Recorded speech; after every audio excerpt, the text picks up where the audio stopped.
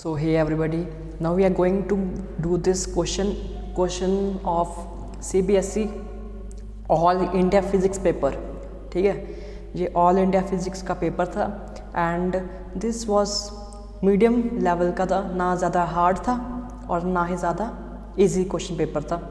Okay, तो ये है सेक्शन ए। आज हम सेक्शन ए की ही बात करेंगे इसमें। ओके, तो सेक्शन ए की बात करते हैं। ठीक है, तो इसको हम सॉल्व करेंगे क्वेश्चन पेपर को। चलो करते हैं अब। ठीक है, so in the energy band of the n type silicon the gap between the bottom of the conduction band EC and the donor energy level ED is of the order of these are the options. देखो, हमें पता है कि अगर पूरा हम लें, ये हमारा हो गया वैलेंस बैंड और ये हमारा हो गया कंडक्शन बैंड, तो इनमें जो गैप होता है in the semi conductors is basically 1.0 electron volt. Okay, but इस बार उन्होंने डोनर एनर्जी लेवल और कंडक्शन बैंड के बीच में, यानी कि इन दोनों के बीच में, क्योंकि एन टाइप सेमी कंडक्टर्स में हमें पता है कि डोनर एनर्जी लेवल कुछ ऊपर होगा। ओके, और उन दोनों में गैप बहुत ही कम होगा। तो इसका मतलब ये ऑप्शन हमारा होगा 0.01 electron volt would be the are answer, because ये बहुत ही कम कर देता है ना। इसी का तो फ़ायदा होता है ना, इसी का तो फ़ायदा होता है इलेक्ट्रॉन्स को कि इम्प्योरिटी जब हम डालते हैं then what happens, then this happens that the energy level reduces very much. तो ये है इसका answer, about 0.01 electron volt for the silicon type. अगर तुम्हें पूछते यहाँ पर जर्मेनियम की बात करते तो वहाँ पर और भी कम आ जाता, that will be 0.045। I think कम है कि ज़्यादा है? आई थिंक वो और कम होगा। ओके, तो ये है हमारा answer for the silicon n type semiconductor, D would be the correct answer. Okay, memory based question था। ओके, इसको मैं पहले सीधा कर लूँ, रुक जाओ, इसको हम ऊपर करते हैं ताकि दिख जाए और छोटा कर। ओके, आई होप कि अब क्लियर हो रहा हो। ठीक है, अब देखो, अब सेकंड क्वेश्चन पे आते हैं। ठीक है, अब हम सेकंड क्वेश्चन पे आते हैं। सेकंड क्वेश्चन क्या है? This is about, second question पे a steady current flows through a metallic wire whose area of cross section increases continuously from one end of the wire to the other end. Okay, the magnitude of the drift velocity of the free electrons, very simple question again। देखो, यहाँ पर formula based ये question है। इसमें current का जो formula हमें पता है that is this, it is the relationship between the drift velocity, okay, and the area and the current. ठीक है, बट यहाँ पर हमें पूछा कि what is the relationship between area and your drift velocity. Okay, तो हमें यहाँ से पता लग रहा है कि एरिया जो है, सॉरी, जो ड्रिफ्ट वेलोसिटी है that is inversely proportional to the area of cross section. Okay, तो यानी कि ये है हमारा, ये वाला ग्राफ बनेगा। A would be our correct option, A would be our correct option because simple formula based question. Okay, now moving on to the next question। तो उसको करने के लिए what we will do, third question पे आते हैं। अब third question पे देखो क्या है। जहाँ पर AC source of voltage is connected to with the PN junction diode and a load resistor। ठीक है, इसके पहले सर्किट डायग्राम बनानी चाहिए। ठीक है, तो देखो, बहुत this is we can say that medium type of question, not that easy question, okay, because this is not a straightforward question। okay, तो इसमें हमें सबसे पहले बनानी पड़ेगी AC source as per the question। AC source कुछ ऐसा बनेगा। okay, पॉजिटिव नेगेटिव नीचे या नेगेटिव पॉजिटिव ऊपर, कोई फर्क नहीं पड़ता। It is connected in series. किसके साथ कनेक्ट किया है? PN जंक्शन डायोड के साथ कनेक्ट किया है। So this means we would connect PN junction like this. Okay, and a load resistor. Load resistor, देखो, load resistor will be connected like this, okay. ठीक है, एक PN जंक्शन है और एक लोड रेजिस्टर है ऐसे, जो कि सीरीज में है। ये दोनों सीरीज में है ऐसे। अब पूछा क्या है, the correct option for the output voltage. अब आउटपुट वोल्टेज किसके अक्रॉस निकालनी है, हमने निकालनी है लोड रेजिस्टेंस के अक्रॉस। तो ये लोड रेजिस्टेंस के अक्रॉस हमने एक आउटपुट V0 निकालनी है। ओके, तो उसके लिए पूछा कि इसका आउटपुट वोल्टेज का ग्राफ कैसा होगा। ओके, हमें पता है कि इसका जो इनपुट का वोल्टेज का ग्राफ होगा, इनपुट वोल्टेज जो हमें ये वाली वोल्टेज है उसका ग्राफ ऐसा कुछ होगा। This is exactly the sine curve, और ऐसा ही हमारा क्या होगा, इनपुट वोल्टेज होगा। If this is the input voltage that can not be the output voltage, so this is simply the wrong option. Okay, अब देखो in the positive half cycle में देखो, अब पॉजिटिव हाफ साइकिल में देखो, अगर ये पॉजिटिव हाफ साइकिल में देखेंगे तो पॉजिटिव में तो करंट तो पॉजिटिव ही है। ओके, दिस वोल्टेज, सॉरी इसको वोल्टेज ले लो, voltage is positive. Okay, and also this is the positive part of the diode and it is the negative part of the diode. यानी कि जब ये पॉजिटिव हाफ साइकिल में हम जब स्टडी करते हैं तब हमारा डायोड आता है इन द फॉरवर्ड बायस्ड। यानी कि अब ये सर्किट क्या हो ऐसा हमें दिखाई देना शुरू होगा, हमें कुछ ऐसा दिखाई देगा अब सर्किट। अब ये डायोड हो गया शॉर्ट सर्किट, ठीक है। अब यहाँ डायोड का कोई मतलब नहीं है, because now diode is forward biased. Okay, तो ये है अब तुम्हारा सर्किट। अब ये इसके और इसके अक्रॉस जो वोल्टेज होगा that will be simply the VI voltage. Because देखो ना, यहाँ पर V वोल्टेज है, VI वोल्टेज है।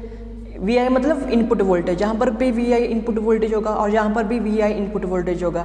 तो यहाँ पर लेट कर लो 0 है तो यहाँ पर भी 0 होगा, तो कितना वोल्टेज आ गया, जितना इनपुट का वोल्टेज था। यानी कि for the positive half cycle graph will remain same. मतलब यहाँ J ऑप्शन ठीक है, यहाँ ये ऑप्शन ठीक है, ये ऑल्सो गलत हो गया हमारा। D ऑप्शन अगेन हमारा क्या हो गया, गलत हो गया। कितना पता लग गया। ओके, अब और एक और चीज़ देखो कि इसमें अब नेगेटिव हाफ साइकिल में क्या होगा। नेगेटिव हाफ साइकिल में अब हमारा जो सर्किट होगा वो कुछ ऐसा दिखाई देगा, because now our diode would be reversed biased. हमारा डायोड क्या होगा, रिवर्स बायस्ड। तो अब करंट फ्लो नहीं करेगा, और अगर करंट फ्लो नहीं करेगा तो यहाँ पर वोल्टेज VI कितना रहेगा, ZI 0, इट विल बी 0। तो there will be no output voltage. तो इस नज़रिए से correct option would be C option. Correct option would be C option. Okay, यह तुम सीधा ही कर सकते थे, इसको तुम सीधा मान सकते थे कि ये हाफ वेव रेक्टिफायर है। दूसरा तरीका बता रहा हूँ मैं। दूसरा तरीका क्या है कि ये जो हमने अभी डायग्राम ड्रॉ की थी उसको मान लो half wave rectifier, because syllabus में तुम्हारा हाफ वेव रेक्टिफायर ही है। फुल वेव भी हो सकता था, बट उसमें 2 डायोड्स की ज़रूरत पड़ती है हमें फुल वेव में, ठीक है। तो सीधा तुम ये भी ऑप्शन टिक लगा सकते थे। This is simply the half wave rectifier, nothing else. Okay, तो अगले क्वेश्चन पे आते हैं। So this was a difficult question, medium question था, ठीक है, मीडियम क्वेश्चन था, इतना भी डिफिकल्ट नहीं था क्वेश्चन। तो देखो अगला जो क्वेश्चन है वो हाइड्रोजन एटम पे है। हाइड्रोजन जो हम पढ़ते हैं ना सीरीज स्पेक्ट्रल लाइंस के बारे में, उसके बारे में है। Hydrogen atom initially in the ground state में है। इनिशियली हमारा हाइड्रोजन एटम n=1 स्टेट में है। अब्जॉर्ब द फोटोन, इलेक्ट्रॉन ने क्या किया, या हाइड्रोजन एटम ने क्या किया, एब्जॉर्ब किया इलेक्ट्रॉन को, और वो मूव उसने किया टू n=5 लेवल तक। अब्जॉर्ब करके वो n=5 लेवल तक हमारा क्या है, इलेक्ट्रॉन वैसे ने अब्जॉर्ब किया होगा, और वो फिफ्थ लेवल तक पहुंच गया, 5th लेवल तक पहुंच गया। ओके, तो उसने हमसे पूछा है what is the wavelength of the photon, कि कितने फोटोन की वेवलेंथ होगी। तो ये सिंपली हमें इस फॉर्मूले से मिल जाएगा, that it is simply the E R/Z² वाला फॉर्मूला लगेगा। Simply R/Z² 1/n1² minus n2², simply ये वाला फॉर्मूला लगेगा। और सिंपली इसका और भी सिंपल फॉर्म है, that is nothing but 13.6 electron volt. E is nothing but 13.6 electron volt, 1 by 1 square minus 1 by 5 square, okay, and it is equal to energy, ठीक है, और z हमारा 1 ही होता है, तो ये है, जस्ट सिंपली ये लिख लो, ओके। और यहाँ से हम एनर्जी निकाल सकते हैं, एनर्जी से सॉरी वेवलेंथ निकाल सकते हैं, विच इज़ ये पहले निकाल लो, उसके बाद hc/λ से हम हमारी एनर्जी निकाल सकेंगे, सॉरी हम अपनी वेवलेंथ निकाल सकेंगे, ठीक है। तो ये कैलकुलेशन इसमें बहुत ज़्यादा होगी, ठीक है। एनर्जी निकाल के हमें ये पता लग जाएगा, हमारे पास h की वैल्यू हमें पता होती है कितनी होती है, c की वैल्यू भी हमें पता होती है कितनी होती है, तो हम लैम्डा निकाल सकते हैं, हम लैम्डा निकाल सकते हैं, ओके। तो ऑप्शन आ जाएगा अब, ठीक है।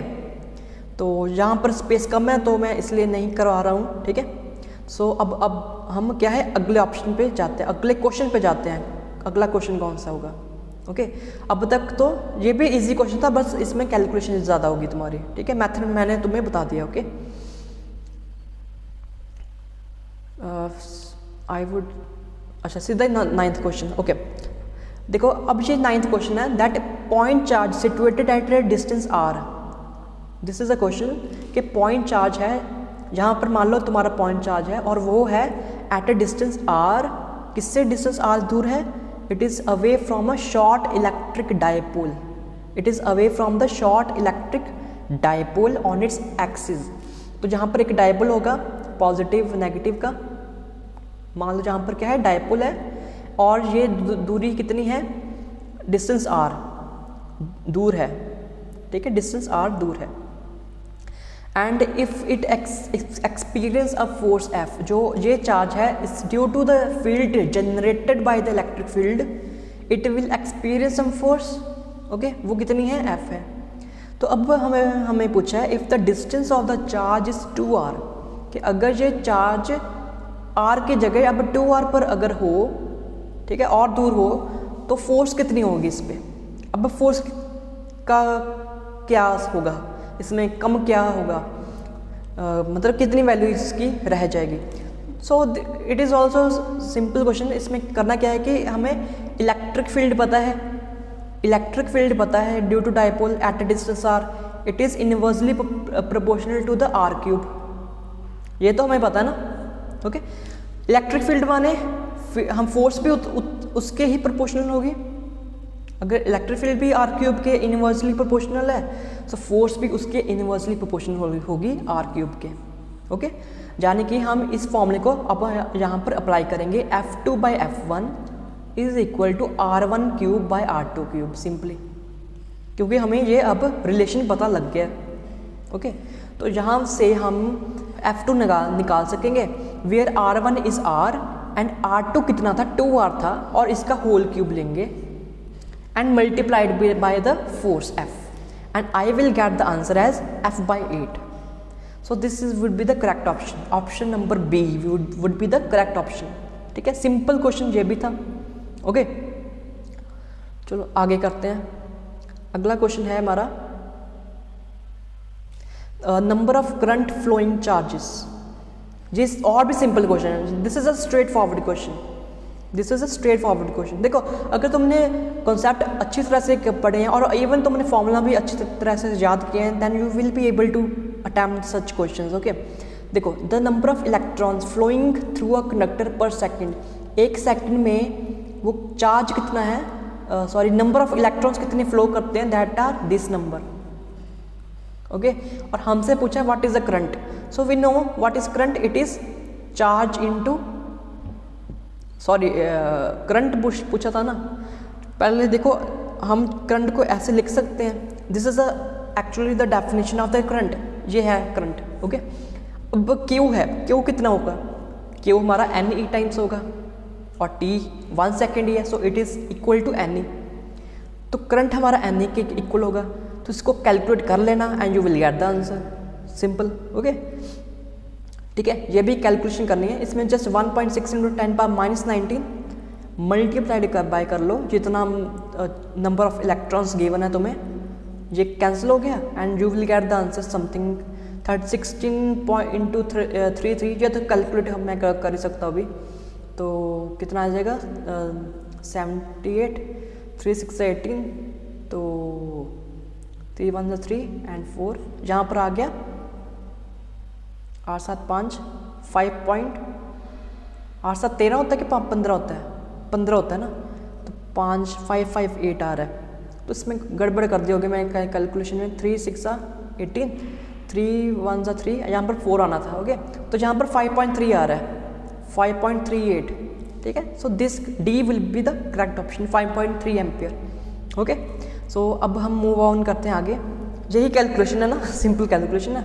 एक बार देख लेता हूँ। 3 6 18 एंड 3 1 3 एंड 4 एंड 3 6 18, 3 1 3 एंड 4, तो 8 12 आता है, सॉरी यहाँ पर 12 आता है, यहाँ पर 2 आएगा, 5 to 8 यानी कि 5.28, और उसको राउंड ऑफ करके we will get the 5.3 answer. ठीक है, हमारा आंसर 5.3 ही है। Now moving on to the next question. तो जल्दी से करते हैं नेक्स्ट क्वेश्चन हमारा अगला। देखो ये वाला question, when intrinsic semiconductor, intrinsic मतलब जिसमें कोई भी इम्प्योरिटी नहीं है, okay, is doped with small amount of trivalent impurity. Trivalent impurity माने एल्यूमिनियम डाल दिया होगा वगैरह, ठीक है, तो उसकी रेजिस्टेंस बढ़ेगी? नहीं बढ़ेगी, because it will enhance the, it will increase the conductance.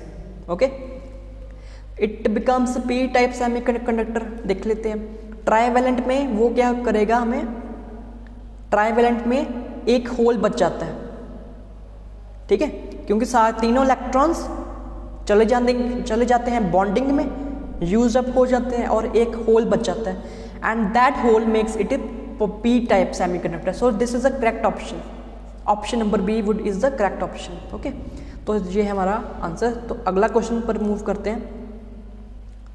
इस पर ज़्यादा डिस्कशन भी नहीं कर सकते ना, सिंपल क्वेश्चन है यहाँ पर, ठीक है। तो यहाँ ये अब करते हैं questions, and this question is saying that a diamagnetic substance is brought near the south और north pole of the bar magnet. एक हमने डायमैग्नेटिक सब्सटेंस को लिया which is brought near it, this is the diamagnetic substance, or it will be repelled by both poles, it will be attracted by both poles, it will be repelled by north pole and attracted by the south pole. I am not sure about this question, but I say that this is the first option is the correct option, most probably. This is my only the guesswork, this is only my the guesswork, but I think this is the correct option, repelled by both poles. Okay, तो इसमें just memory based question था, इसमें कुछ समझना नहीं था हमें, just memory based question था।